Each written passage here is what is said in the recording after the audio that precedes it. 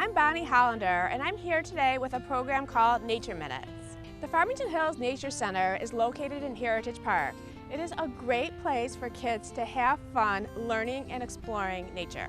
There are native fish and reptile aquariums, a life-size animal habitat exhibit, and a bird and wildlife viewing area.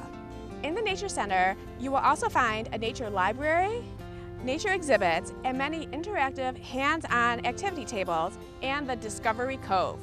Just outside the Nature Center are native plant gardens, a butterfly garden, and picnic tables, plus the entrance to the Discovery Trail.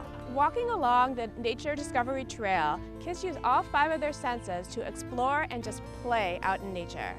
There are Native American teepees to explore, a lookout mountain to climb, things to sniff, places to dig, and just to play with friends.